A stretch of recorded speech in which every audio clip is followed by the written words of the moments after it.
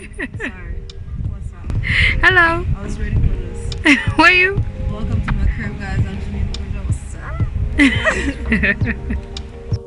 In the book The Alchemist, the main character, Santiago, is haunted by a recurring dream about a hidden treasure in an unknown place. Curious to learn what it means, he meets with a fortune teller who speaks life into his dream by confirming that a treasure does in fact await him in a foreign land. A little more into the story, he sells his sheep in order to raise money for his trip to Egypt. Everything that supposedly gave his life meaning sat as a few coins in a small satchel, which makes him question his purpose and the significance of his life. Santiago then goes in search of his treasure. Like every great adventure, Santiago is met with what seems to be luck coupled with a good dose of setbacks. His will, physical, and mental strength attested beyond his comprehension at the time. Unlike Santiago, I grew up in Johannesburg, but there seems to be a common thread in the story.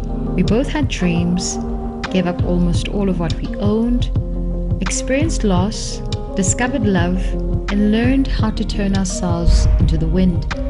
Paulo doesn't know it, but by writing his book, he unknowingly wrote a significant and defining chapter in my life.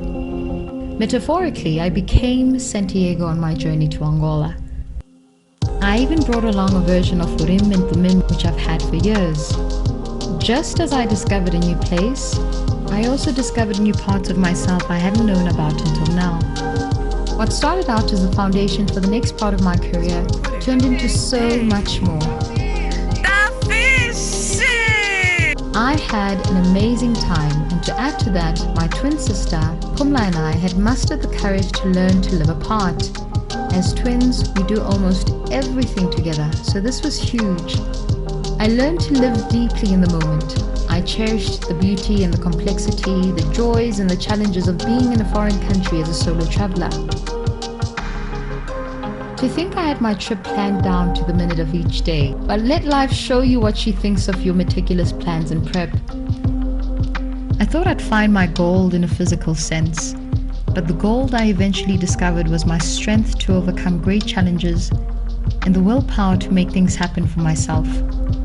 I cannot put into words the profundity of it all. It's nice to surprise ourselves at times.